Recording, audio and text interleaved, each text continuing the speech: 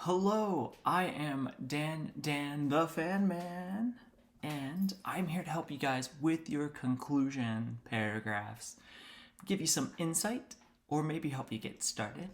Thank you so much for joining my breakout. We'll jump right in. So, let me share my screen. Hold on one second. Share my screen. I know. All of Mr. Runcone's teacher assistants make weird sounds whenever they're sharing screens. So a conclusion is really just a backward intro. All right, so you start really specific by reminding your audience what your thesis is. Then you become a little more broad to include what you've talked about as your claims in some way. And then you finish with maybe the most vague statement, but it should leave your reader thinking or make them go, whoa. All right, this is called the kicker. And obviously, I am a soccer fan. That's why Mr. R asked me to do this section, because he knows I'm also a really good kicker. See it? Kicker, soccer. Yeah. Anyway, let's jump in. I want you to pull up your conclusion if you have one going. I want you to go ahead and highlight where you've recapped the thesis, green, where you've mentioned your first claim, blue, your second claim, yellow, and your final claim, pink. Then I want you to make sure that you've added a kicker or have finished your thought process somehow. You should highlight this last sentence orange to see if it really does leave some kind of idea for your reader. So, as you're checking that out, I'm going to bring mine up. If you haven't started your conclusion yet, I'm going to give you my example, so maybe you can use it as a general model when you're making yours. All right.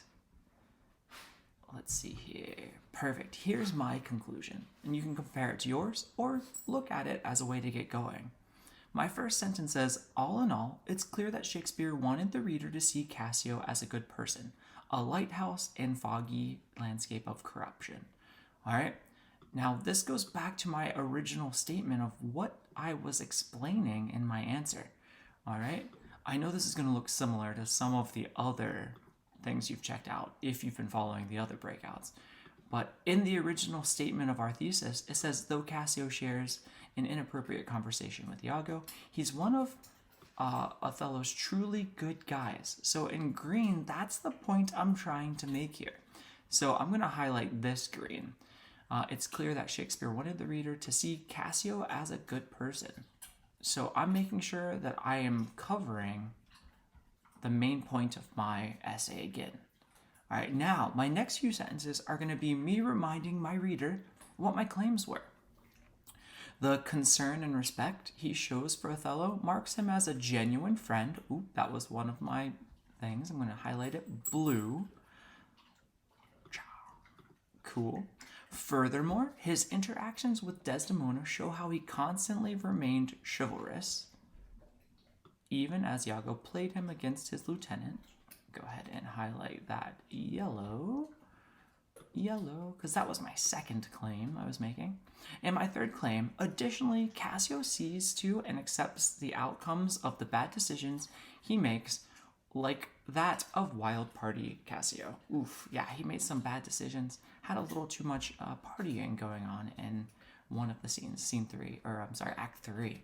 So I'm going to say here, accepts the outcomes of bad decisions, because that shows that he was a man of his words and took responsibility. Highlight that bad boy pink.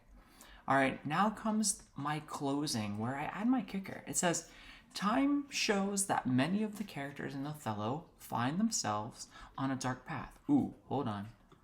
Penalty, yellow card.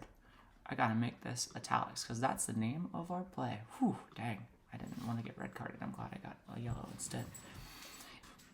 Let's see this closer. The closer says, in the end, nice guy Cassio actually finishes first, unlike others in Iago's race.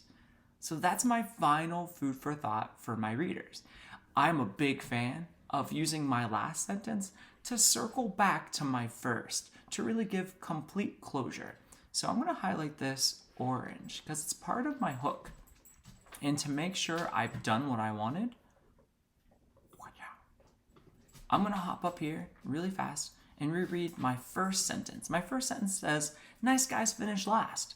Good guys miss out on the prize, get friend-zoned, or are taken advantage of by the ruthless bad boy every time. I would say my concluding sentence, also known as my kicker, that's a hat trick, my friend. In the end, nice guy Cassio actually finishes first, unlike others in Iago's race. So this would be my version of a conclusion. Yours should follow with the same format though. Obviously you'll have different details, but recheck. See if your first sentence reminds your reader what your main purpose was. Then your next 3 sentences tells us what exactly is going on with your claims, and then finish with your closing and your kicker to really tie it all together. All right, that's all for me, which sounds like a perfect time. It is halftime anyways. I will catch you guys later. You have time to hop back into any of the other breakouts, or it's the end of class probably. Mr. R wants to see you. Head back to the main meeting right now.